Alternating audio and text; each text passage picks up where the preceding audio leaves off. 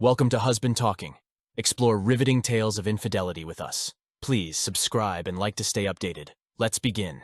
Michael watched the video on his laptop in grim silence. On the screen, a petite, mature brunette named Samantha entered the room, wrapped tightly in the arms of a tall, muscular man named David. Her short hair was styled in playful curls. Michael was familiar with Samantha, who smiled as she ran her hand across David's chest, her expression filled with anxious delight.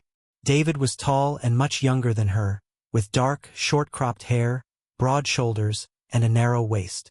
Michael estimated David was a few inches taller than him and about the same weight.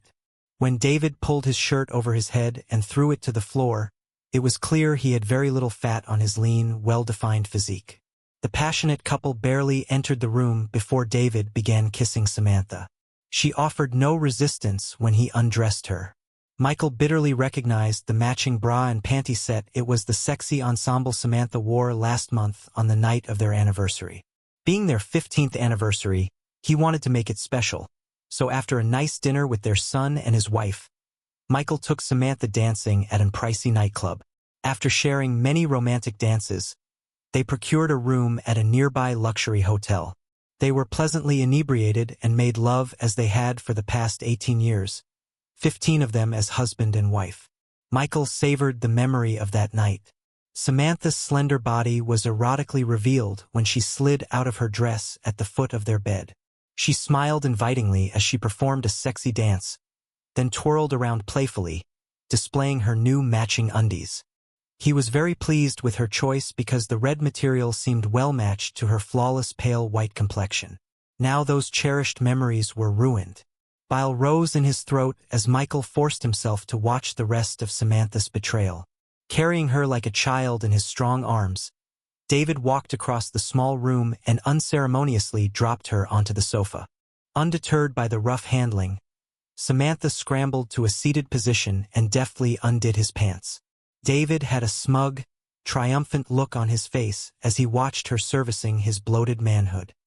He took particular note when David dropped her on the sofa and stood there, waiting for her to make the next move. Clearly, she knew what was expected of her, and she didn't disappoint. Soon she was face down on the back of the sofa, facing away from the camera. Michael couldn't see her expression but knew she must be frantic when David grabbed her short hair, yanked her head backward, and held her petite body in a sharp backbend. Holding her in that strained position, he was having sex with her. Her mouth was hanging open, and spit was dripping from her lips. She was a mess but wasn't offended in the least. Her glistening face was twisted into a weird smirk, clear evidence of her demented pleasure.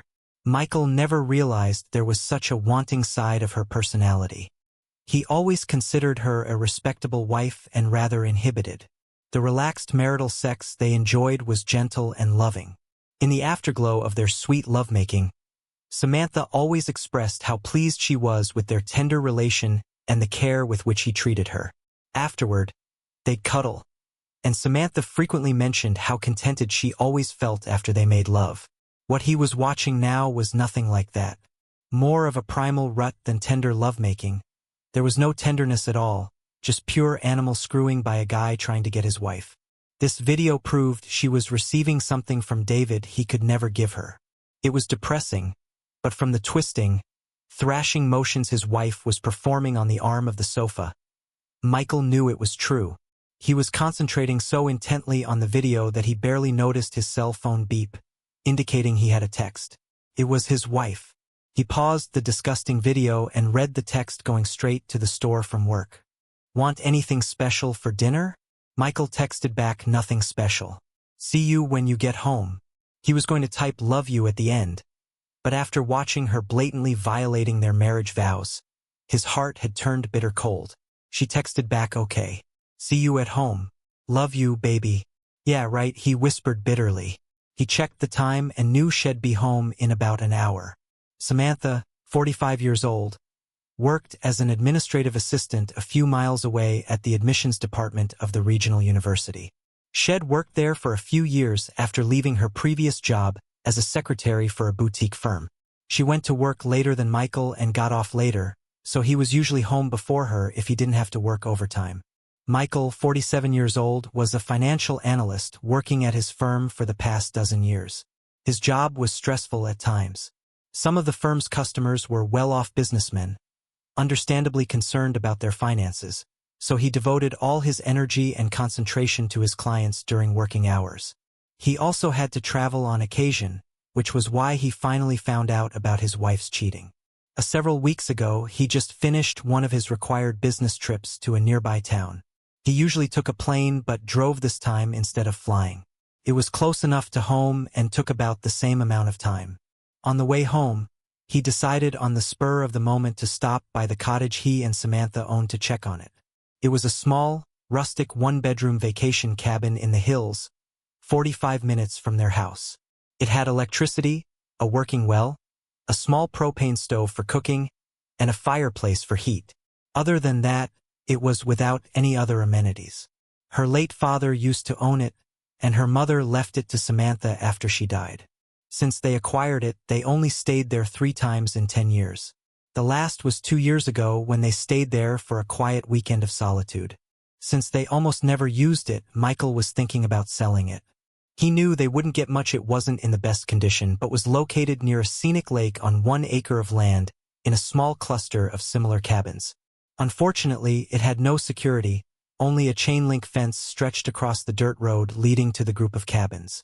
A retired farmer owned the land and built the small community of cabins, selling them to fund his retirement. Michael simply wanted to take a few minutes to make sure no one was squatting at the property or broke in and wrecked the place. As he drove up the long dirt road, he wondered who would want such a remote, rustic cabin. Maybe some hunters or an old couple like them that would use it for a weekend getaway. They kept the key under a specific rock in the garden, and Michael used that key for entry. Once inside, he checked the water and found that the well was still working properly. It was when he used the bathroom that he noticed the shower curtain was not pushed all the way to the side of the tub. It was unusual because he specifically remembered pushing it all the way to the side the last time they were there. The sink also had faint soap stains around the drain like it had been used. The stains were faint, but they were there, and he knew he had cleaned it before they left. Suddenly, Michael's radar was up. Someone must have been staying there since he and Samantha were there 2 years ago. He continued his investigation and found that nothing was broken or missing, but Michael was sure someone had moved some of the chairs around the kitchen table. There were a few minor things different in the bedroom as well. He checked around the grounds but didn't see anything else unusual. There were faint tire tracks in the dirt driveway, but it was impossible to figure out how long they'd been there. The other cabins were all empty, except for the tracks in his driveway. It looked like no one had visited the tiny community in years. After half an hour of checking, Michael was wondering what to make of it. Maybe there was a simple explanation. Did Samantha come here and forget to tell him? It was hard to believe that. He was sure that if she was here, she would have mentioned it to him. But he had to believe that someone was here. If a squatter broke in, why wasn't a window broken or a door forced open? Why wasn't the fireplace dirty or the countertop? Why was nothing that much out of place? Certainly, if runaways invaded the place, they'd have left it a mess and wouldn't take care to put everything back in its proper place. The shower curtain was nearly in the right place, just not pushed all the way to the side of the bathtub. Whoever had been there had taken time to make sure the cabin looked untouched. It was only because of his fastidious nature that Michael knew exactly how he left it. For some strange reason, he decided not to tell Samantha. He wasn't normally a suspicious person, but something didn't add up. He didn't know why he felt like that. He trusted his wife. He loved and trusted her for decades, but it was just too strange an occurrence to eliminate the possibility that she had some knowledge about this and wasn't telling him. If he confronted her now, he didn't want it to sound like he didn't trust her. Since it was just a hunch, he needed more information before asking her about it. After that strange visit, Michael went to the electronics store and purchased an pricey set of high-definition surveillance cameras. He mounted them in discrete locations, one to view the porch area, one in the living room that would also view the kitchen, and the last one placed in the bedroom, pointed so it could see into the bathroom if the door was open. Without telling Samantha his plans, Michael began driving to the cabin each weekend to check the recordings. Since he could drive to the cabin and back in 2 hours, It was easy to give his wife some trivial excuse about his absence. Actually, she was gone more than he was, shopping or visiting friends. She also spent a lot of time at the health spa she joined last year. She started a rigorous exercise program, resulting in losing almost 10 pounds and toning up her slim figure. Michael had to admit that she did look good for her age. The video cameras were motion-activated, so the first 2 times he went to the cabin, there was nothing recorded. He was beginning to think he was just wasting his time checking them, but on the 3rd visit, the cameras had data. He was so curious about who was breaking in that he downloaded them right away and began to view them at the kitchen table before leaving for home. His heart turned to stone when he saw his mature brunette wife and a tall guy half her age get out of a sports car in front of the cabin. They were smiling and laughing like old friends as they walked up to the door, hand in hand. As she did many times in the past, Samantha retrieved the key from under the rock and let them in. Michael's fists were clenched as he watched them enter the living room. The door was barely closed before David grabbed his wife and they began making out like horny prom dates. It was further evidence of his wife being a cheater. That was the first adulterous recording Michael witnessed. It made him nauseous to watch her acting like such a traitor. He didn't throw up, but he was disgusted and very upset. He sat there in shock for a bit before finally leaving the cabin in a haze of disbelief. He made sure that everything was the same as when he arrived so Samantha wouldn't know he was there. He had every reason to believe this wasn't the first time she used the cabin for sex, and he suspected it probably wasn't the last time either. He made sure the cameras were still working properly and left with his heart broken.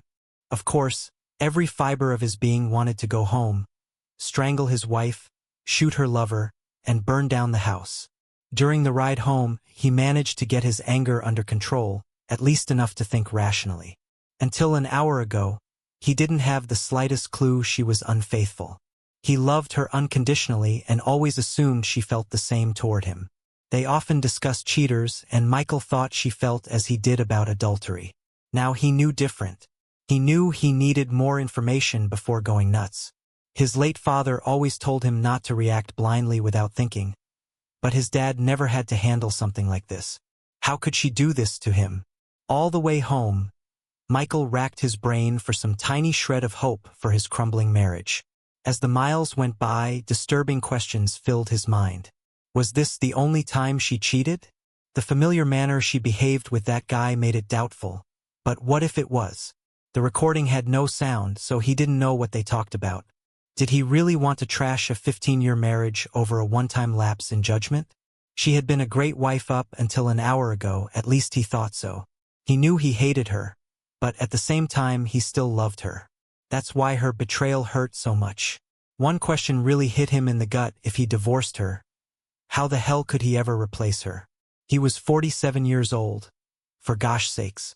He's a bit overweight, not wealthy, and certainly no stud. He wasn't bad-looking for his age, but it was clear his bedroom skills weren't enough to keep his wife faithful. Of course, Samantha could still attract guys, and it seemed she had. The video was proof of that. Samantha was still a nice-looking older woman with a good figure. There were probably lots of guys that would love to be with her, but how about him? At 50, he wasn't such a great catch anymore.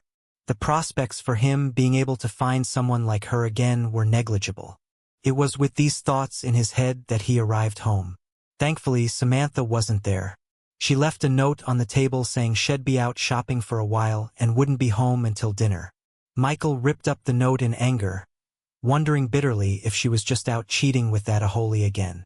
That was over a week ago. Since then, he retrieved 2 more videos of her having sex at the cabin. The latest was the one with her getting screwed silly on the arm of the sofa. It was no one-time mistake because all 3 videos were of her having sex with the same guy. Once he had the first recording of her affair, Michael managed to keep his cool. He forced himself to behave normally around his wayward wife.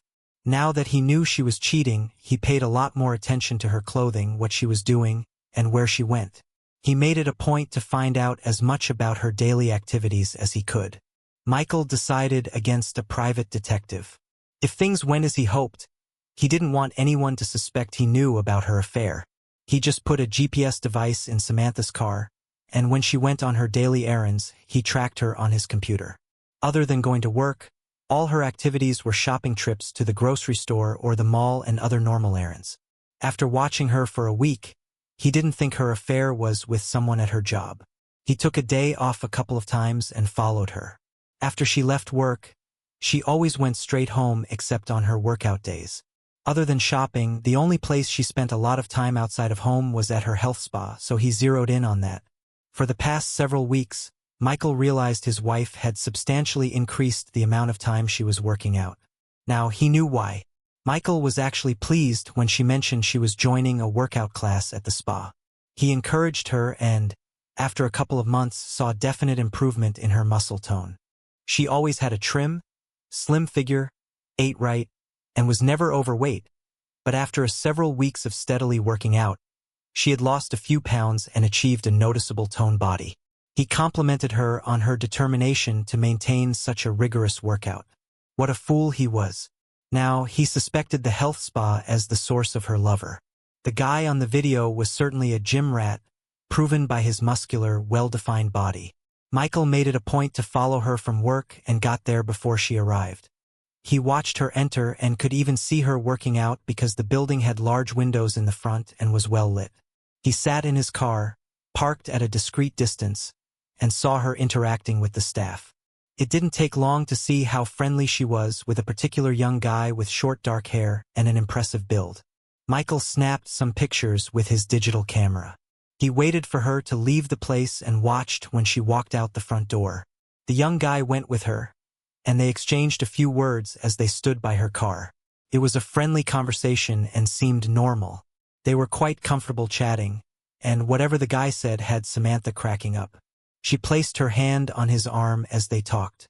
When she was about to leave, he slipped his arm around her waist and gave her a quick peck on the cheek. Samantha was smiling as she gazed up at him with an adoring look. Michael drove home, locked himself in his office, and looked up the guy on the spa's website.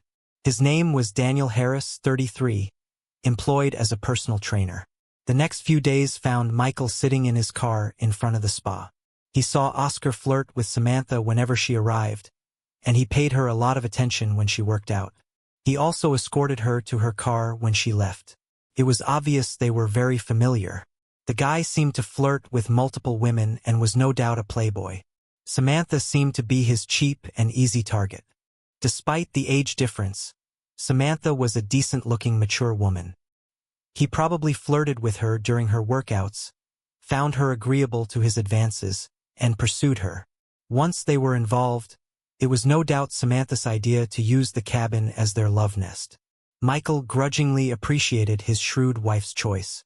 Using their house for her affair was obviously dangerous due to nosy neighbors. Michael was there so often there was the chance they would leave some telltale evidence of their cheating. A motel would leave a paper trail. If the motel was local, someone might see them enter or leave and report to her husband. On the other hand, the cabin was remote, free, and located far from home. Samantha knew her husband never went there. As long as she kept the place in pristine condition, Michael would never know about all the hot sex she engaged in there. It was a perfect place for an affair. If he hadn't decided to check on the place after his business trip, he still wouldn't have any idea of his wife's betrayal. During the week since he acquired the first video, Michael somehow managed to conceal his bitterness. It was difficult not to just slap some sense into her. The only way he controlled himself was to leave the house whenever he felt himself losing it. Despite his anger, he was determined not to reveal his secret just yet to give him time to make the arrangements he needed. After watching the latest video with Samantha perched on the arm of the sofa getting screwed silly by that punk, he was seething. He had somehow managed not to explode on her, even after watching how eagerly she was letting this Aholy use her. It was obvious she had no intention of ending it. On the contrary, she seemed to be relishing her adulterous activities more than ever. Realistically though, even if she had ended it, Michael doubted he could handle living with her anymore. From the first time he saw her cheating, he couldn't see how their marriage could survive. He couldn't imagine why she was treating him with such disrespect. No matter how many times she may apologize, Michael didn't think he could ever get over his anger. Of course, hiding his knowledge and maintaining a normal lifestyle did give him time to take precautions. As a financial analyst, he knew how to protect himself in a divorce. He had hidden a substantial amount of money, making it unlikely that she would ever get half of their wealth. He would have liked to leave her penniless but knew from experience that wasn't possible. He tried to figure out a way to ruin his wife and cause violence to her lover, but such a drastic option just wasn't realistic. He wasn't normally a violent person, and the cops were not fools. Any overt violence perpetrated against Pifford or his lying, cheating wife, and they'd immediately suspect him. He was bitterly and nearly insanely angry, but he wasn't a super sleuth, an ex-CIA agent, or a mob guy with criminal contacts. He was just a working stiff trying to do the best for his family, a normal bloke stuck with a wife that seemed to need more than he could offer. He planned his revenge carefully and then planned to divorce her and try living as a single man. Not a pleasant thought, but what else could he do? He heard a noise and knew she was home. Michael felt his stomach tighten when he heard his wife's car pull into the garage. He had to work hard to force down his anger to appear ignorant, playing the role he assumed for the time being. She entered the kitchen from the garage, and Michael was on guard. He used to love having her come home, knowing she was his lover. Now that sense of desire was a bitter contradiction. As usual, she looked great in her tight blue skirt, high heels, and a thin sleeveless blouse. The outfit was very professional and appropriate for her job. It was subdued but stylish and displayed her slender, toned arms and legs and her curvy shape. He always thought she looked like a sexy, mature librarian with her short permed hair, attractive body, and pretty smile. "Hi, honey," she spoke. "How you doing?" She walked in with a bag of groceries under her arm. She strode across the kitchen, set the bag on the table, and leaned up to him for a kiss. "Hi, Samantha," he accepted her kiss on the cheek. "Are you hungry?" she asked. "'Cause I'm starving. I bought some steaks. Why don't you heat up the grill and I'll fix a salad?" Michael answered pleasantly, "That sounds good. They'll get it started right now." He pasted a placid look on his face and went out on the deck to handle the grill. It was more difficult to remain normal after watching her latest sex video. He used to love it when she got home so they could eat, share their day, and spend the evening together. Now, he stopped seeing her in such a favorable light, and her presence was upsetting. He didn't even consider her a wife anymore, just an aging bimbo like some nasty old porno star getting regularly drilled by her young lover. Still, Michael had to admire her acting abilities. After demeaning him in the most revolting way a wife can, Samantha came home each day with a smile on her face, a relaxed attitude, and a loving facade. If you didn't know better, you'd assume she was a typical traditional wife, the same faithful wife he always thought she was. Of course, they were both playing a role, but she was so much better at it. For him, the strain of putting on such a fake show was nearly unbearable. Dozens of times over the past few weeks, he nearly cracked under the pressure and exploded his anger on her. Somehow, he managed to hold himself back. It was fascinating that she was able to compartmentalize her conflicting lives. On one hand, she was cheating on him regularly. Once home, she pretended to be a normal, faithful wife, as loving and attentive as she ever was. Michael could discern no visible effect of her affair, no evidence that she was now giving her body away, fornicating regularly with a young guy with a big tool. What was more confusing is that Samantha was offering him regular sex now, where before her affair, he had to practically beg her for sex. Now, she was sliding next to him in bed, stroking his back and whispering encouragement before they went to sleep. He even found her stroking his erection in the morning before he woke up, encouraging him to relieve his frustrations before going to work. Michael knew she was just providing pity sex to her clueless husband, probably to soothe whatever guilt she might be feeling. But after watching her in action with that young stud, he doubted there was much guilt at all. In the past, he always considered her a truthful person, but now Shed acquired the talent of being able to lie very convincingly, able to conceal her affair without a hint of deceit. Michael finished cooking the steaks, and they ate with little conversation. They spoke briefly about some trivial topic, but for the most part, their dinner was a quiet affair. Samantha seemed a little tentative. She ate sparingly and kept glancing over at him as if trying to read his thoughts. Michael simply stayed quiet because he didn't trust himself not to say something that would give him away. They sometimes had coffee and dessert after their meal, but not today. Once he finished eating, Michael needed to get away. He quickly cleaned up and went to the living room to watch TV. Samantha came out soon after with a glass of wine and sat down on the sofa next to him. Feeling her eyes on him, Michael wished he'd just gone to his office after dinner as he sometimes did. It would look suspicious if he got up and left now. "Is everything okay, Michael?" she asked during the commercial. Michael felt his stomach knot up. She suspected something. He tried to keep himself from tensing up. He flashed a smile and answered calmly, "I'm fine." "You seem a little tense today." She rubbed his arm and asked in a sweet tone, "Is something at work bothering you?" "Honey, I get that way too sometimes. If there is, you can tell me about it. You know, I'm interested in what you do." His voice cracked a little as he replied, "No, I'm fine, really." He should end the discussion right there, but the urge to say something was overwhelming. "Why would you ask me that?" he said, keeping his eyes glued to the TV. "I don't know. I guess I don't know." She stumbled close, stroking his arm affectionately, and commented, "Maybe we need some time.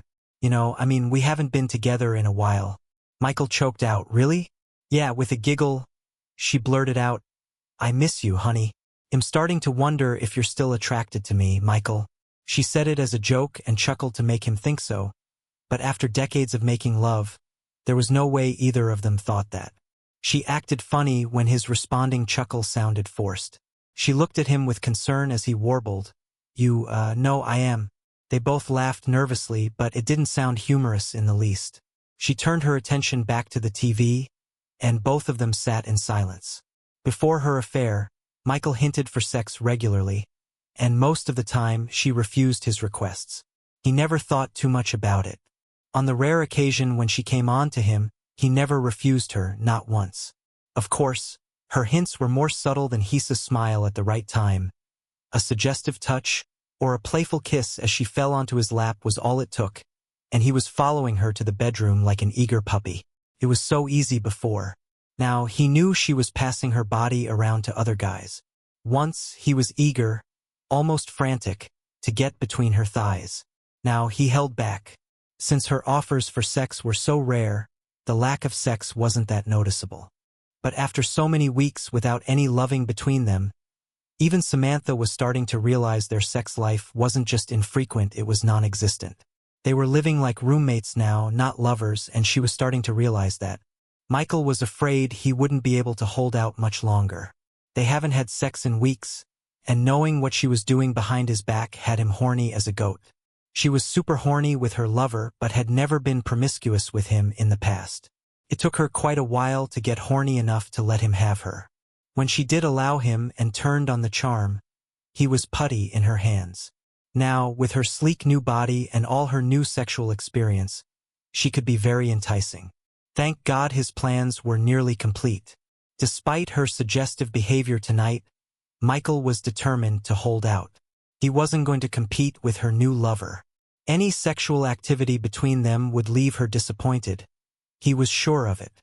After watching her wild reaction to the Aholi's body, he knew she never behaved like that over the past month.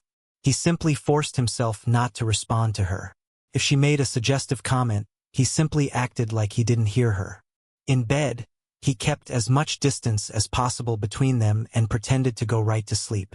Realistically, he knew he couldn't keep ignoring her. They had always enjoyed an infrequent, although decent sex life. He used to think so, but after watching her going wild on the video, he totally lost confidence that he could satisfy her. Sure, she'd pretend to love him and probably would fake a climax, but it was all a lie. He didn't want to be in an unfavorable situation trying to give her what he knew she wanted and he couldn't provide. She never came as violently with him as she did with Pifford, and he knew she never would. Next to him, Samantha sighed and said, "I just thought you might, want to go to bed a little early tonight. Are you tired?" "No, silly," she giggled, playfully slapping his arm. "I'm not. Do you want to, go to bed now and maybe, Michael could feel himself starting to sweat. His body was stirring, and he could feel his face getting red. He knew she was watching him, wondering why he wasn't acting normally. responding favorably to her obvious offer for sex. Maybe in a while, he finally replied in an even tone. "Go on up, honey. I want to watch this show for a bit longer." She snorted with disappointment. He could feel her warmth pressing against him. The smell of her blonde hair and the spicy scent of her perfume was intoxicating. He knew what she had to offer and couldn't forget how delightful she was in bed. He tried to ignore his longing and didn't look at her face, so he couldn't see her confused expression. He wished he could switch off his desire for her, but after so long loving her, it was impossible. She turned her attention back to the TV, confused by his reluctance. Her ego was a bit stung by his rejection. Michael thought to himself, let her feel rejected for once. The show hadn't yet finished when Samantha let out a long yawn. She stretched her arms over her head, purposely allowing her shirt to pull tight against her chest. It was a gesture designed to get him to notice her. Tonight, he just kept staring at the TV. When he didn't react to her suggestive stretching, Samantha sighed. "Oh well, I'm a little tired, honey. I guess I'm turning in now. You want to come up?" It was a blatant offer he hadn't heard in years. "They'll be up soon," he replied indifferently. "Oh, okay. Just wake me when you come up. I probably won't be asleep right away." "All right. See you soon." She gave him a long, hard look, kissed his cheek, rose from her seat, and went to the bedroom. Michael breathed a sigh of relief. He stayed in the living room for 3 hours longer. It was after 1 before he tiptoed to the bedroom door, peeked in the room to make sure she was sleeping before removing his clothes, and joined her in bed. Sleep was difficult, and he woke up early, still feeling tired.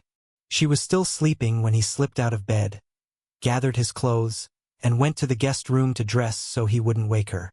He was frustrated but held on to his pride. He wasn't going to screw her while she was cheating.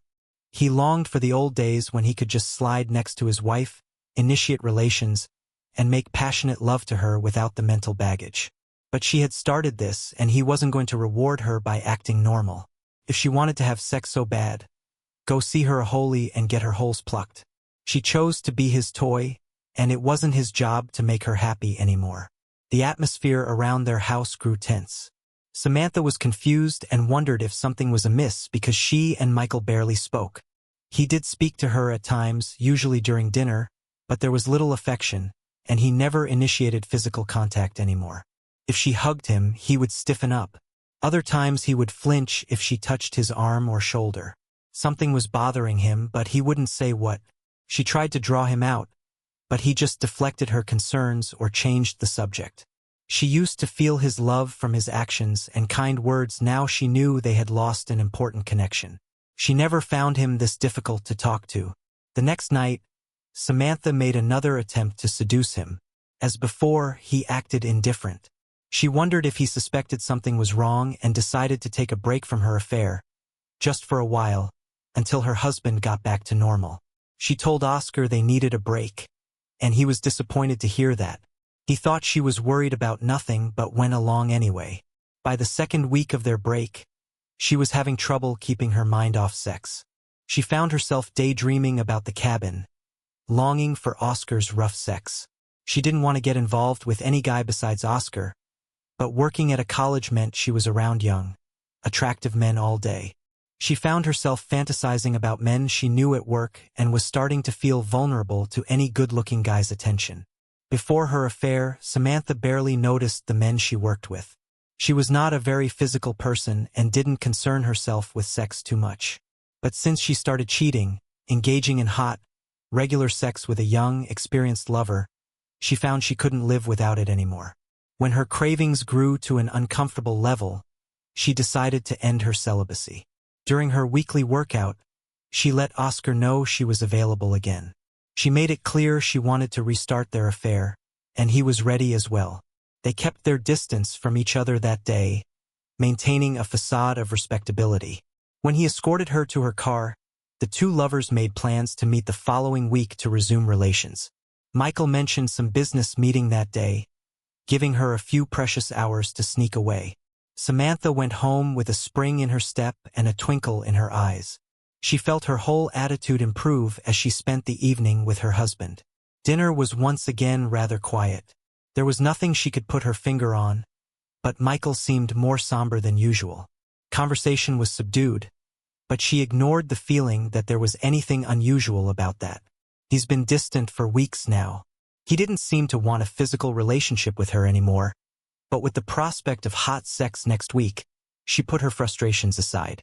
As Michael moped around the house and seemed to be avoiding her, Samantha gave him his space and tried to keep the atmosphere between them friendly. Her good mood continued into Friday at work. Even her supervisor commented on her upbeat attitude and asked what it was all about. "Oh, nothing special," Samantha replied, smiling. "Everything has been working out for me lately. I'm just pleased with how well my life is going right now." "Did Michael get a promotion? Or did you hit the lottery?"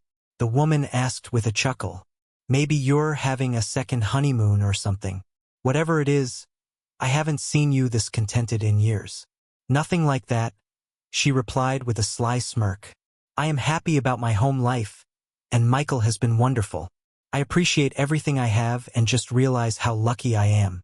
Things aren't perfect, but they certainly could be a lot worse." "That's a great attitude. I wish everybody thought like that, Samantha." Samantha went home after work feeling on top of the world. She couldn't wait for her meeting with her lover in a few days. She was so horny she wanted to take a shower the second she got home to cool down her body. The smell of something delicious was coming from the stove when she walked into the kitchen. She was quite pleased that Michael already had dinner prepared for them when she arrived. She gave him a big hug and was pleasantly surprised when he hugged her back and kissed her cheek. "This is wonderful, Michael," she gushed as she appraised the meal. "Would you like some wine with dinner, honey?" "Yes, I'll take a glass," she said, adding suggestively, "but I don't want to get too sleepy because I want to reward you later for making such a delicious meal." "Your smile is reward enough for me, darling." "Oh no," she giggled. "I'm going to give you something a lot better than a smile tonight. It's been a long time since we've been together, and I want to show my wonderful husband how much I love him." Michael pasted a smile on his face and replied, "I think you're wonderful too." They ate and conversed normally for a change. Samantha was pleased that Michael seemed to be coming out of his shell. She found the dinner and pleasant chat a welcome relief from the somber tone of their interactions lately. Later, after cleaning up the dishes, which they did together, husband and wife went to the living room to watch some TV. It was their regular routine, but tonight, with her upbeat attitude, Samantha was determined to seduce her husband. It had been weeks without a bit of physical contact, and she missed it. Despite his age, Michael was still an attractive, healthy man, no doubt with sexual needs that weren't being met. Despite having a lover on the side, she still wanted to satisfy her husband's needs and was determined to do just that tonight. Thank God he's in a good mood for a change. She touched Michael's arm and excused herself during a commercial. She went to the bedroom and undressed to change into more revealing clothing. She knew he loved her in skimpy clothes. She pulled a thin tank top from the dresser along with a pair of tight shorts. The tank top would leave her thin arms and shoulders bare, and the shorts fit tight over her round hips.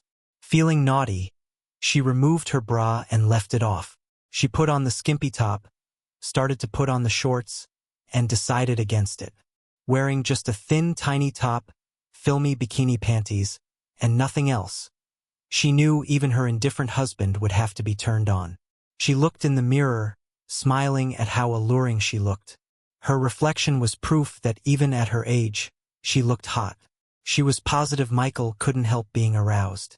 One look at her made it obvious she was in the mood. With so much on display and with her eager attitude, there was no way he'd refuse her tonight. With a wicked smirk on her face, she could hardly wait to join Michael on the sofa and pranced out of the bedroom. Michael was in the kitchen when she returned, so she sat down on the sofa and assumed a sexy pose and waited. He came into the room with a beer and another glass of wine for her. She flashed him a seductive smile and patted the seat next to her. His eyebrows raised when he saw what she had on. She could feel the tension building in her loins as he returned to his seat next to her. "I filled your glass," he told her, handing her the glass. "I hope you wanted more." "Yes, I'm sure in the mood for some," she said, trying to give him as many hints as she could. "I'm in the mood for something else too, darling." "I can see," he said with amusement. She knew she looked enticing and available. Knowing how alluring she looked was getting her pretty worked up. She rarely felt so horny for her husband, so tonight was probably the most attraction she felt toward him in months. She could only imagine the reaction Oscar would have seeing her like this. But while she wanted her husband to lust after her, she didn't want to look too needy and throw herself at him. It was important to her ego to let Michael get the hint first, so she sat next to him, giving him plenty to look at, flashing all the green lights she could, hoping he'd make the first move. Instead, he just stared at the TV. After a while, she moved closer. The TV droned on as she sipped her wine and tried to press herself against him. At one point, she let her head fall onto his shoulder and began to rub his arm. She knew he had to realize she was ready, but why didn't he look at her? It was during the next show that she began to feel tired. She was frustrated with her indifferent husband and tried to remain open to any move he would make. The voices on the TV were boring, and the wine was making her sleepy. She didn't know that Michael had put a sleeping pill in her wine. It wasn't long before Samantha was having trouble keeping her eyes open. Pretty soon, she dozed off. It was dark when she woke up on the sofa. There was a blanket on her. The TV was off and Michael was gone. What the hell? She mumbled sleepily. The clock on the wall said 4 in the morning. Still half asleep, she got up and stumbled into the bedroom. Michael was in bed, sound asleep. Damn him, she cursed softly. What's the matter with him? Without changing into her nightgown, Samantha crawled into bed next to him, feeling very weary and quickly fell asleep. The next day, she was bitter about his lack of attention. She gave him every chance to have sex, and he just blew her off. His loss, she thought angrily. She got up and realized it was nearly noon. The sun was already out, and Michael was in the kitchen. "Morning, honey," he said as she entered the room. "Want some coffee?" "Yeah, sure," she answered blandly. "What happened last night?" "You fell asleep," he told her, smiling. "I guess you had a hard week, and you were tired. You looked so sweet. I didn't want to disturb you. You should have woken me up." "I know, but well, he replied ambiguously. "By the way, Samantha, why don't we get away for the weekend?" "Get away?" "Yeah, let's go up to the cabin for a couple of days," he suggested with a grin. "We both have been working hard lately and haven't spent much time together." Samantha was still sleepy and a little confused. She took a sip of her coffee and tried to clear the cobwebs from her brain before answering. "The cabin? We haven't been there in years." "I know, but we could use a little time together, It's so quiet there. I bet we can have a lot of time to reconnect and, have some fun." "Fun?" Samantha's mind cleared, and her eyes suddenly opened. Was he hinting about having sex after leaving her hanging last night? She wasn't expecting this. "Fun? Huh?" "Yeah," Michael chuckled. "I know I'm not that romantic, but if we got away from our normal routine, maybe something would click. It's just for the weekend because we both have to work on Monday, but it could be fun. How about it?" She shrugged her shoulders. "I guess so. We have to go to the store and get some things. I already have everything we need. I went shopping yesterday." "Well, aren't you the Boy Scout? Always prepared, I see," she giggled. "Yeah, have to be prepared," he laughed back. "I think we should just clean up, dress, and head out. Let's start our weekend right now." Samantha was becoming more anxious the more she thought about it. Why not? A weekend away in the woods with her husband might get their loving relationship back on track. The way he was talking, she might even get to seduce him. "Okay, let me get changed, and he'll pack a bag." "Great," Michael exclaimed, grinning eagerly. "I already have my stuff packed. They'll put it in the car and we can head out shortly." On the way to the cabin, Samantha tried to use her cell phone to send a text and found it wasn't working. "Oh darn it," she said, punching buttons on the phone. "I thought it was charged up, but I guess the battery is dead." "That's okay, sweetheart. You can use mine if you want." "No, that's okay. It's nothing important. It'll just wait until we get to the cabin and charge it up." "Okay." An hour and a half later, they were in the cabin, putting the food in the fridge and making sandwiches. Samantha was happy but was a little tentative as she entered the small cabin. Her eyes were darting around, scanning the place for any indication of her affair, but as she and Michael made themselves at home, she didn't see anything unusual, and he didn't notice anything either. They finished the food and then took a walk around the lake. They talked and laughed and savored the beautiful surroundings. Michael held her hand as they walked, pointing out various things he wanted her to see. He even hugged her a couple of times and caught her once when she tripped. He was friendlier than had been in months, and Samantha was thrilled. It was so nice, she almost felt bad she was going to be cheating on him in this very place in a few days. The afternoon was terrific, and the evening even better. Samantha hadn't felt this close to her husband in a long time. Once they were back in the cabin, she took a chance and kissed him. He didn't refuse her affection. When it grew dark, Michael put on some music, and they opened a bottle of wine. As they drank, he told funny stories about events in the past years of their marriage. Samantha was pleasantly high from the alcohol and tried to interest him in holding her. When he accepted and his arms wrapped around her slim body, she felt her body begin to tingle in anticipation. The romantic atmosphere continued when they went to bed. Instead of lying apart as they did at home, tonight they lay side by side, gently kissing and stroking each other. Samantha was very excited at the prospect of finally having her husband make love to her.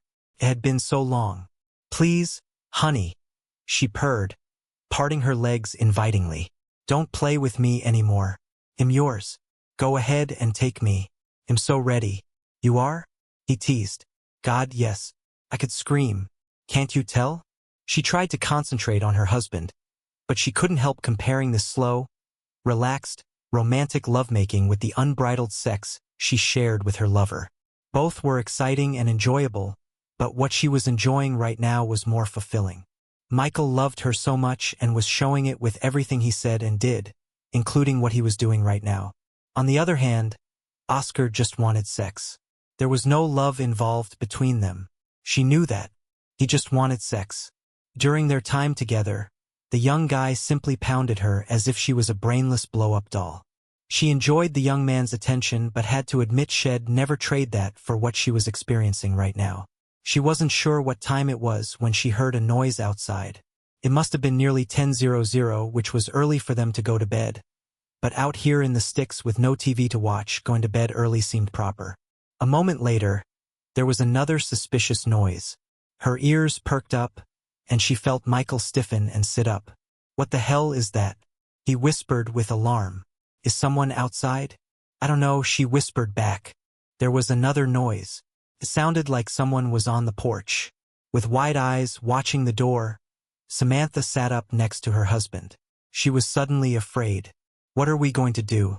she whispered. Michael pushed the covers back and crept quietly out of bed. "You wait here," he told her firmly. "They'll go check it out." Suddenly, the doorknob was rattling, and Samantha's hand went to her mouth. She was scared to death as Michael moved to his bag and removed something before she could see what it was. She heard the front door swing open. Her eyes bugged out as she saw a dark shadow of a figure at the door and realized it must be a home invasion. She screamed in panic. The next second, there was a bright flash and a near-deafening blast. A second later, there was another blast, and Samantha realized her husband had shot the intruder with a pistol. From the bedroom, she heard the man grunt and topple over on the floor, grabbing at his throat where the bullet had hit him.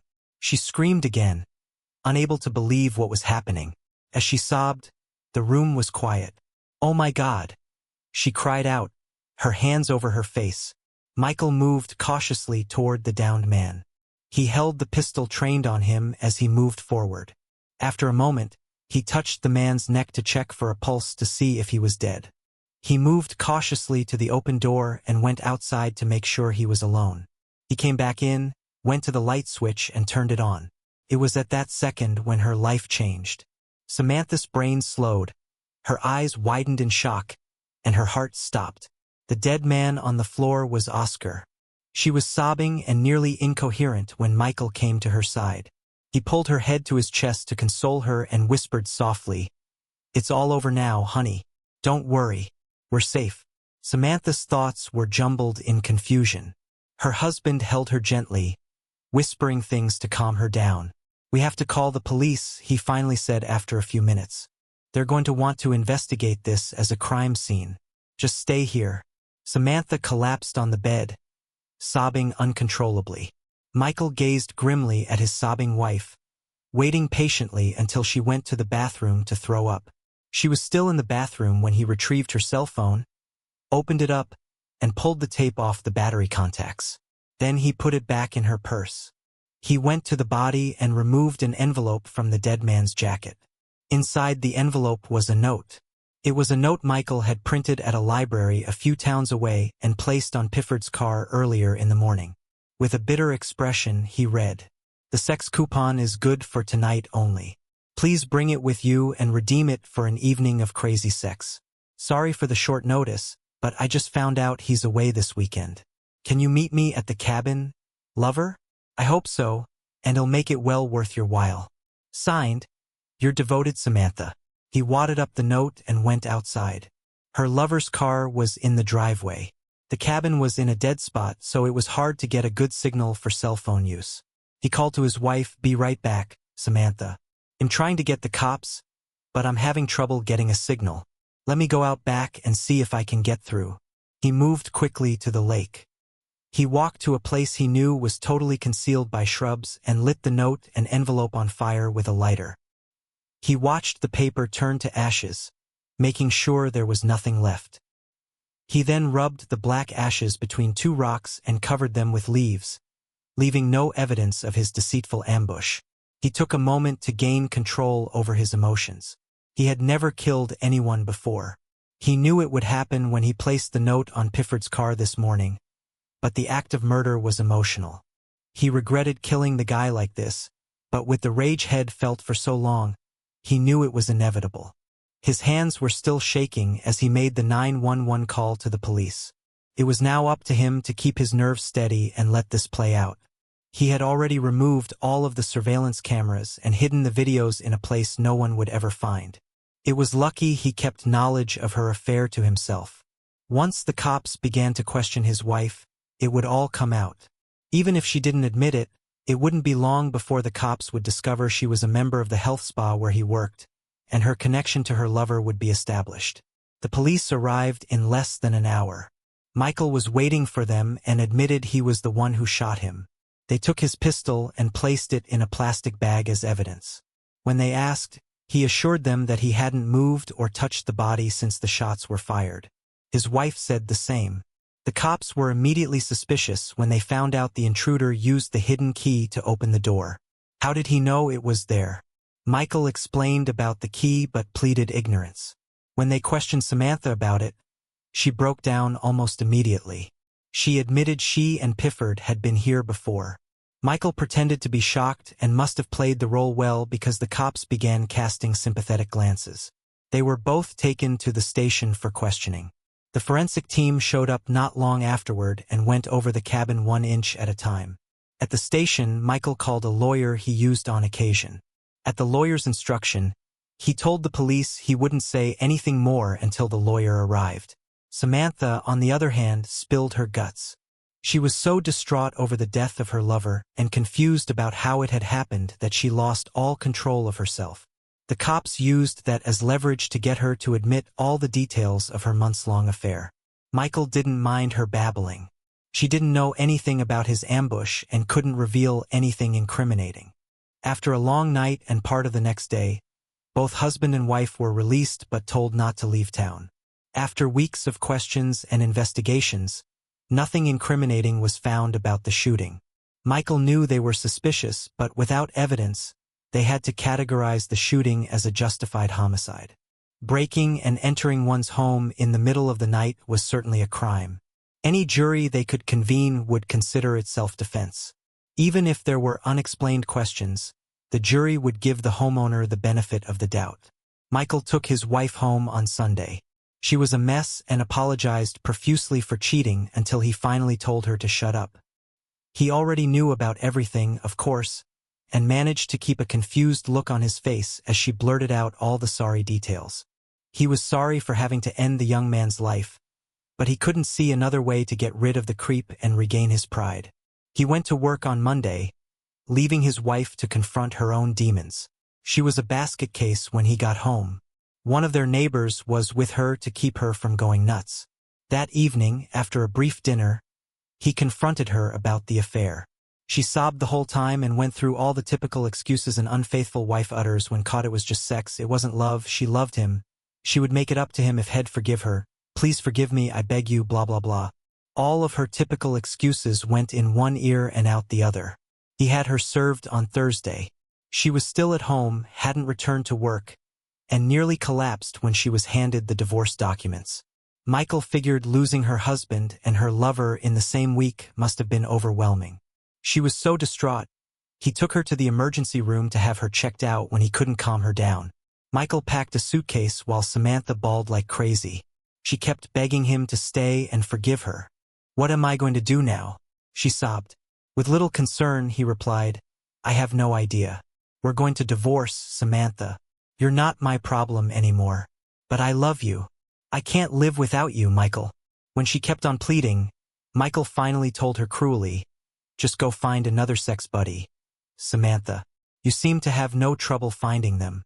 Just make sure it's one with a big tool like that a holy you were screwing. That bitter reply had the poor woman sobbing inconsolably. He left the home that weekend, never to return. Michael was never charged with a crime, but the authorities were still watching him and asking people he knew about the homicide. With the cloud of suspicion hanging over his head, his career suffered.